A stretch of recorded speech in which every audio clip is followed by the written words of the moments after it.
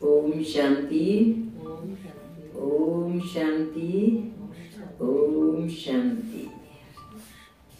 आज परमपिता परमात्मा के 19/10/75 के महावाक्य हैं और मुरली की हेडिंग है वृक्षपति द्वारा कल्प वृक्ष की दुर्दशा का आंखों देखा हाल। वृक्षपति हैं परमपिता परमात्मा और कल्प वृक्ष में चारों युगों का वर्णन है। तो उस वृक्ष की इस अंतिम स्टेज में कैसी दशा हो गई है उसका परमात्मा ने अवलोकन किया और आज की वाणी में उसका वर्णन किया है।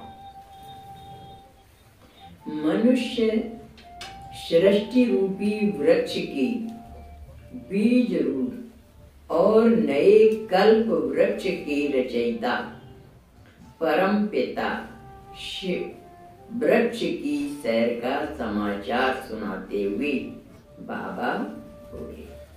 यानी पूरी कल्प वृक्ष की सभी सत्ताओं का बाबा ने अवलोकन किया और उसके बाद उसके बारे में बताया।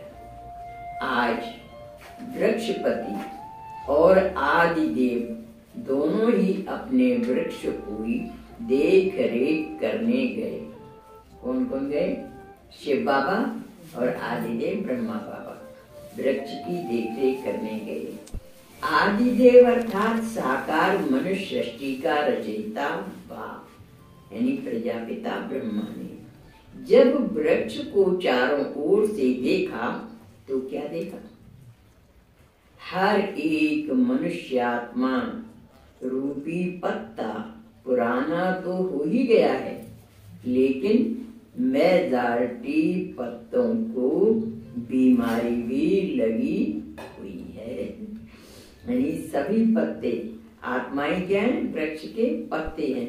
तो उन पत्तों के बारे में ब्रह्मा बाबा देख करके सोच रहे हैं कि हर एक पत्ता पुराना तो हो ही गया है, लेकिन मेजॉरिटी पत्तों को बीमारी भी लगी हुई है, जिससे उस पत्ते का रंग रूप बदला हुआ है, अर्थात रौनक बदली हुई है।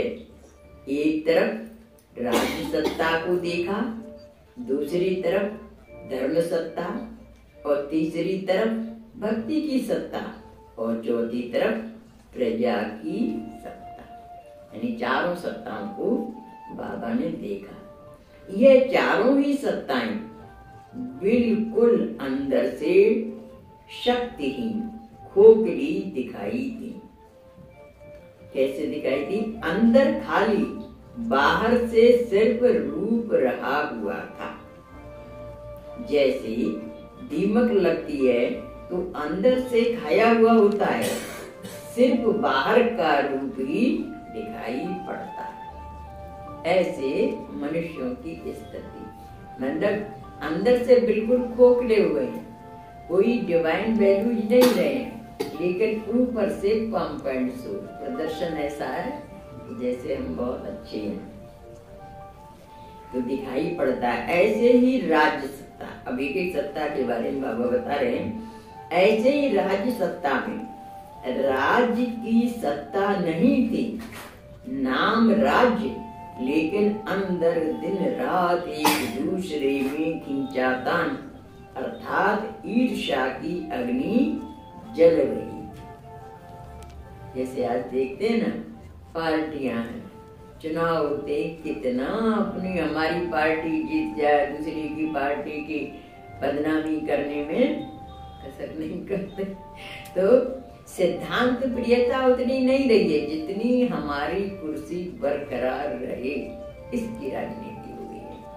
तो बाबा कह रहे हैं कि अंदर से खोखले हुए हैं लेकिन बाहर से टिप टॉप दिखाई दे रहे हैं। तो ऐसे ही राज्य सत्ता में राज्य की सत्ता नहीं थी, नाम राज्य, लेकिन अंदर दिन रात एक दूसरे में खिंचातान अर्थात ईर्ष्या की अग्नि जल रही थी। राज्य से सुखों की प्राप्ति तो क्या, लेकिन एक मिनट भी चैन नहीं।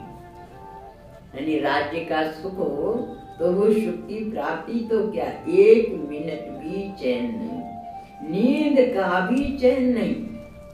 जो मानव जीवन में सारे दिन की थकावट का, संकल्पों को समाने का साधन निद्रा का नियम बना हुआ है, वह अल्पकाल का भी चैन भाग्य में है। अब है राजा, लेकिन नींद का भी चैन नहीं है, तो अल्पकाल का भी चैन भाग्य में नहीं है, अर्थात भाग्यहीन राज्य।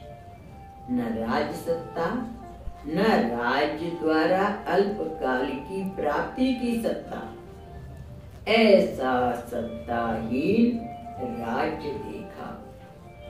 सदा भय के भूतों के बीच कुर्सी पर बैठा हुआ देखा। हर एक पार्टी एक दूसरे की टांग खींचती है ना, तो क्या ब्लेम लगा देंगे, क्या कहेंगे, क्या कल अखबारों में छाप देंगे, तो उसे भय के भूतों के बीच कुर्सी पर बैठा हुआ देखा। यह देखते हुए फिर कौन तरफ, फिर और तरफ क्या देखा, दूसरी तरफ बाबा देख रहे हैं धर्म सत्ता। धर्म सत्ता के बारे में बाबा कह रहे हैं, धर्म सत्ता में कुछ थोड़े बहुत छोटे छोटे नए पत्ते दिखाई दे रहे थे। कुछ नई नई धर्म की शाखाएं जो निकली हैं, उनके पत्ते दिखाई दे रहे थे, लेकिन उन पत्तों को बहुत जल्दी अहंकार अर्थात स्व अभिमान और सिद्धि स्वीकार की चिड़िया खा रही थी। नए नए पत्ते तो निकले हैं, लेकिन इनमें क्या हो गया, बहुत जल्दी है हम श्रेष्ठ हैं, हम ये कर सकते हैं, या स्वाभिमान अपना अभिमान है, या सिद्धि स्वीकार यानी जो चमत्कार दिखाते हैं उसकी महिमा जो होती है उसको स्वीकार की चिड़िया खा रही थी। दूसरी तरफ क्या देखा, नाम धर्म है लेकिन अति कुकर्म, यानी नाम धर्म पर चल रहे हैं, नाम धर्म है लेकिन अति कुकर्म। कुकर्म अर्थात विकर्म का कीड़ा उन्हों की धर्म सत्ता अर्थात शांति को खत्म कर रहा है। अब क्या करते हैं बोलो, कुकर्म क्या करते हैं कि बाबा ने जैसे कहा मैंपन की बलि चढ़ाओ, मैंपन खत्म करो, तो बहुत से लोग मैं करने वाली बकरी को बड़ी चला देते हैं। भगवान ने थोड़ी कहा तो मैं इससे खुश होऊंगा कि तुम बकरा काट के मेरे पे चढ़ा दो, लेकिन बहुत से लोग इसको मतलब धर्म का मानते हैं कि बकरा चढ़ाने से भगवान खुश हो जाए। हमने जब आनंद नगर में गीता पाठशाला खोली तो वहाँ की माताएं कहती थी, बहन जी ये तो हमारे यहाँ प्रसाद मानते हैं मांस खाना, पर आप कह रहे हो कि मांस नहीं खाना। तो हमने कहा भैया भगवान की आज्ञा है कि मांस नहीं खाना है, मीट नहीं खाना है, और आप कह रहे हो टुकड़े के परिवार वाले क्या कहेंगे, ये तो बड़ा प्रसाद है, महाप्रसाद है मांस खाना। तो हमने कहा भैया आप मत खाना, बकाया सबको खाने में क्या कहेंगे कि भगवान की आज्ञा नहीं, हम कैसे कह देंगे कि आप खाइए। तो इस तरीके से उन लोगों का एक फंक्शन है कि वो बकरा जब तक नहीं चढ़ाएंगे तब तक भगवान खुश नहीं होंगे, ऐसा मान्यता है। तो ये क्या अति कुकर्म, कुकर्म अर्थात विकर्म का कीड़ा उन्हों की धर्म सत्ता अर्थात शक्ति को खत्म कर रहा है। अनेक प्रकार के उल्टे नसों में चूर धर्म के होश से बेहोश थे, यानी भगवान क्या चाह रहा है वो नहीं जानते, धर्म के होश से बेहोश थे, उल्टा नशा इसमें चूर। तो धर्म सत्ता भी बाहर के आडंबर रूप में देखी, यानी बाहर तो प्रदर्शन है लेकिन अंदर में क्या कर रहे हैं, तो त्याग तपस्या और वैराग्य के बदले लोगों को रिद्धियों सिद्धियों में खेलते हुए देखा। यानी रिद्धि सिद्धि भी लोग प्राप्त करने के लिए क्या करते हैं, शमशान घाट में जाते हैं, क्या क्या उल्टी सीधी क्रियाएं करती हैं, मरे हुए व्यक्ति की खोपड़ी में कुछ कुछ करते हैं और इस प्रकार से वो सिद्धियां प्राप्त करते हैं और सिद्धियां प्राप्त करके फिर जनता के सामने उनका प्रदर्शन करके उनसे पैसे लेते हैं। तो इस प्रकार का त्याग, तपस्या और वैराग्य के बदले भगवान हम बच्चों को जीवन में जिन बातों पर जोर दे रहे हैं कि आपका जीवन कैसा होना चाहिए, त्याग तपस्या होना चाहिए, वैराग्य होना चाहिए, और वो इनका रिद्धि सिद्धियों का मतलब दिखाते हैं। अब हम शुरू में ज्ञान में आए तो एक व्यक्ति ने, मुसलमान थे, तो चादर लेके आए और चादर में उन्होंने कंकड़ी करी, क्या मालूम मंत्र करा क्या करा और वो गणेश जी बन गए, सिक्का बन गया रुपया का। तो मैंने सोचने लगी अगर सिक्के ऐसे बन जाते हैं तो फिर इनको मांगने की क्या जरूरत है, घर ही बैठे सिक्के बनाए। लेकिन वो क्या चमत्कार करते हैं भगवान जाने, जादूगरी दिखाते। तो उन्होंने ऐसा करा और कहा अपनी खजाने में रख देना, तो इसके बहुत बढ़ करके इतने हो जाएंगे, इतने हो जाएंगे। मुझे तो सारी बात है वो अब बाबा की मुंडियां पड़ रही है तो लग रहा है क्या सिद्धियों का चमत्कार करते हैं, आदमी को बेवकूफ बनाते हैं। तो त्याग तपस्या नहीं है, रिद्धियों सिद्धियों में खेलते हुए देखा, वैराग्य के बजाय राग द्वेष में देखा। मेजॉरिटी जैसे राज्य सत्ता लॉटरी की जुआ खेल रही है, वैसे ही वे धर्म सत्ता होते हुए भी भूले भक्तों से अल्पकाल की सिद्धियों का जुआ खेल रहे, यानी जुआ उनको बेवकूफ बना करके उनसे पैसे ले रहे थे। इस तरीके से बड़े बड़े दांव लगा रहे, यह प्राप्त करा दूंगा तो इतने देना होगा, बीमारी को मिटाएंगे तो इतना दान पुण्य करना होगा, यानी सौदेबाजी करते हैं। ऐसे सिद्धियों के जुआ के दांव लगा रहे हैं, यानी धर्म सत्ता की हालत बाबा ने ऐसी देखी। फिर क्या देखा, भक्ति की सत्ता। भक्ति की सत्ता में क्या देखा, अंधश्रद्धा की पट्टियां आंखों पर बांधी हुई हैं और ढूंढ रहे हैं मंजिल को, यानी अंधश्रद्धा, अंधविश्वास जिसको कहते हैं, तो अंधश्रद्धा की पट्टियां आंखों पर बंधी हुई हैं और ढूंढ रहे हैं मंजिल को। यह खेल देखा है ना, जो आंखों पर पट्टी बांधे हुए होती है तो फिर रास्ता कैसे ढूंढते हैं, जहां से आवाज आएगा वहां चल पाएंगे, जिस तरफ से आवाज आई उसी तरफ चल देंगे। अंदर घबराहट होगी क्योंकि आंखों पर पट्टी है, तो भगत भी अंदर से दुख अशांति से घबरा रहे हैं। जहां से कोई आवाज सुनती है कि फलानी आत्मा बहुत जल्दी प्राप्ति कराती है, तो उस आवाज के पीछे अंधश्रद्धा में भाग रही हैं, कोई ठिकाना नहीं।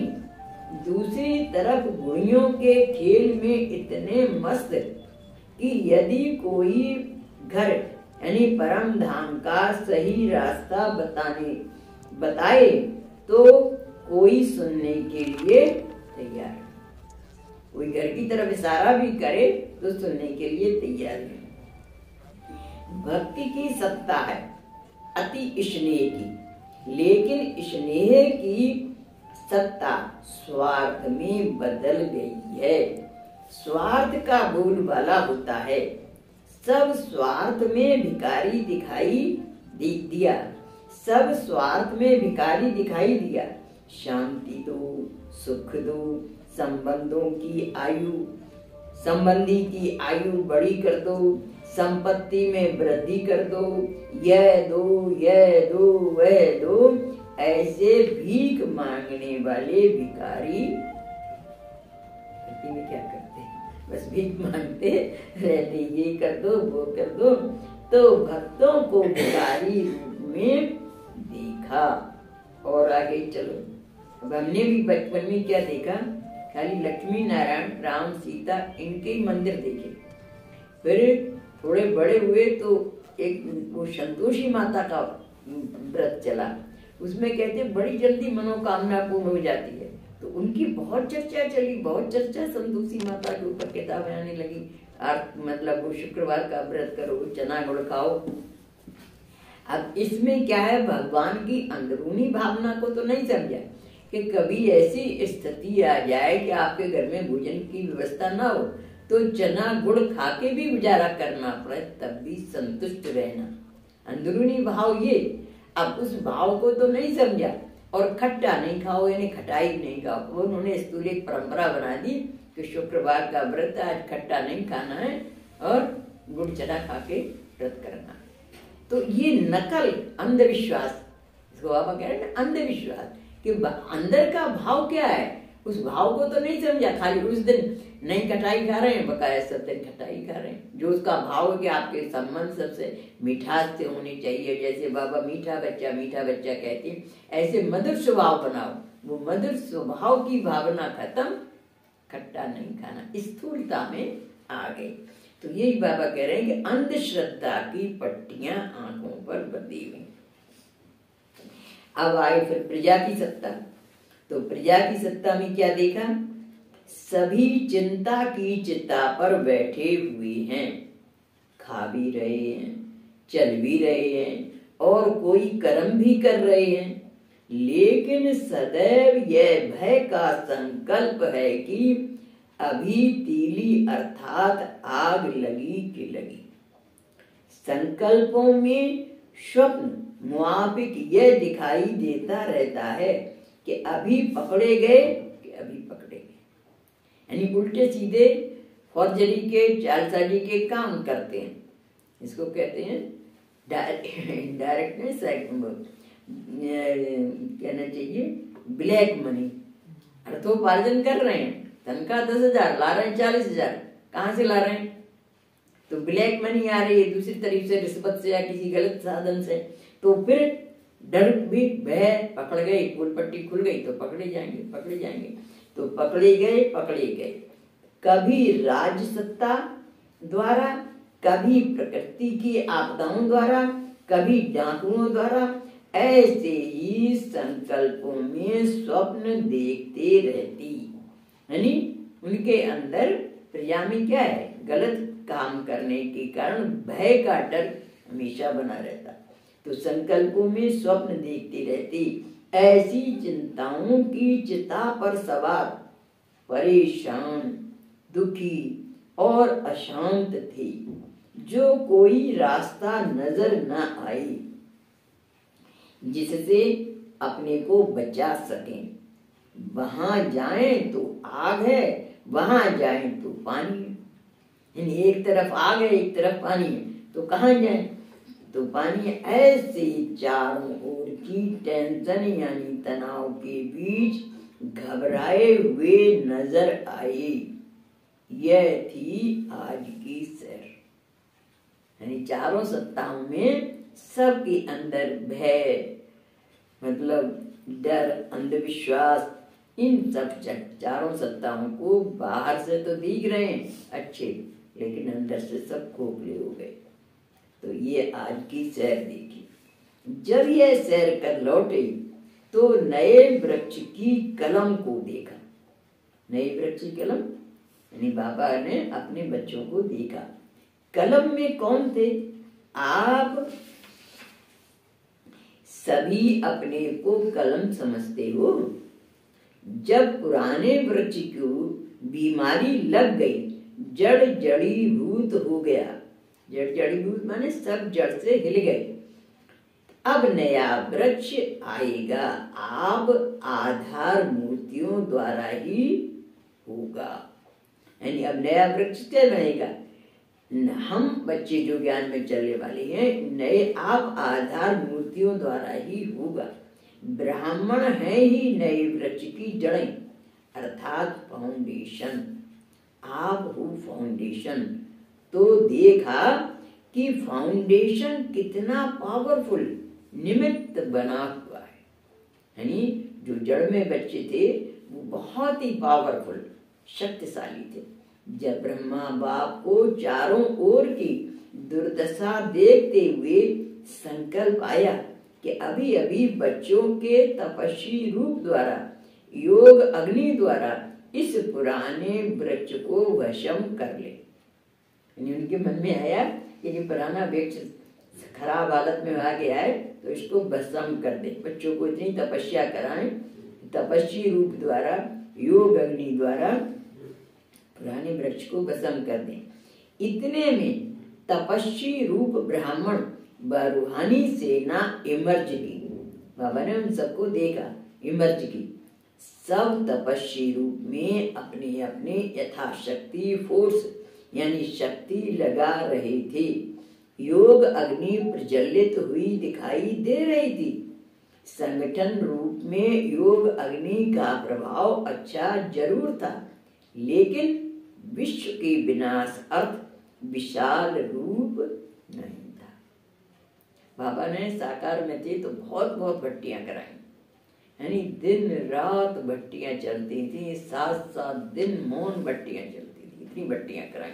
तो बाबा ने तपस्वी रूप में बच्चों को देखा, लेकिन विशाल वृक्ष को भस्म करने लायक आग नहीं देखी। तो विश्व के विनाश अर्थ विशाल रूप नहीं था। फोर्स था लेकिन फुल फोर्स नहीं था, अर्थात सर्व ब्राह्मणों के नंबर अनुसार यथाशक्ति फुल स्टेज जो हर ब्राह्मण की अपने अपने नंबर प्रमाण संपूर्ण अर्थात फुल स्टेज प्राप्त करनी थी, उसमें फुल नहीं थे, अर्थात संपन्न नहीं थे। यानी संपन्न संपूर्ण स्टेज होनी चाहिए ना। अब इतना पुराना झाड़ संख्या उसमें भी कितनी, तो उनको भस्म करने के लिए आग भी तो पावरफुल होनी चाहिए, तो उतनी संख्या नहीं थी, तो इसलिए वो कार्य नहीं हो पाया। उसमें फुल नहीं थे अर्थात संपन्न नहीं थे, इसलिए फुल फोर्स नहीं था जो एक धक से विनाश हो जाए, वह पुराना वृक्ष भस्म हो जाए। अब क्या करेंगे? ब्रह्मा बाप के संकल्प को साकार में लाओ। अब बच्चों से क्या कह रहे हैं कि अब तो ये वृक्ष बड़ा हो गया है, तो अब ब्रह्मा बाप के संकल्प को साकार में लाओ। बाप स्नेही बन इस विशाल कार्य में सहयोगी बनो, लेकिन कब नहीं, अभी से ही स्वयं को संपन्न बनाओ। समझा? अच्छा, बाबा क्या कह रहे हैं? अब योग भट्टी करो, अपने आप को इतना पावरफुल बनाओ कि पुराने वृक्ष खत्म हो जाए, भस्म हो जाए योग अग्नि।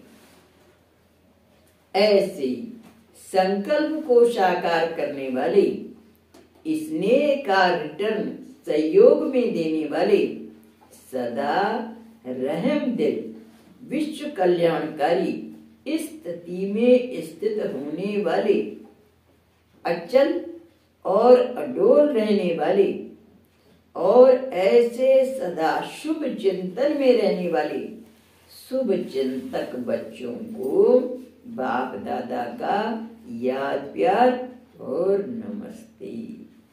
ऐसा श्रेष्ठ बनाने वाले बाप दादा को हम बच्चों का याद प्यार, गुड मॉर्निंग, नमस्ते नमस्ते नमस्ते। हम सब रहे हंसते और बन जाए फरिश्ते। इस मुरली का सार है, इस कल्प वृक्ष का हर एक मनुष्यात्मा रूपी पत्ता पुराना तो हो ही गया है, साथ ही उसमें बीमारियां भी लगी हुई हैं, जिससे उसका रंग रूप बदला हुआ है, अर्थात रौनक नहीं है। चारों प्रकार की सत्ताएं, राज सत्ता, धर्म सत्ता, भक्ति सत्ता एवं प्रजा सत्ता बिल्कुल अंदर से शक्तिहीन खोखली दिखाई दी। बाहर से सिर्फ उनका रूप यानी ढांचा ही रहा हुआ है। जैसे दीमक खा लेता है ना, तो बाहर से तो ऊपर अच्छा दिखता है, अंदर से खोखला हो जाता है। इसी तरीके से खोखली दिखाई दी, बाहर से सिर्फ उसका रूप यानी ढांचा ही रहा हुआ है। अच्छा, ओम शांति।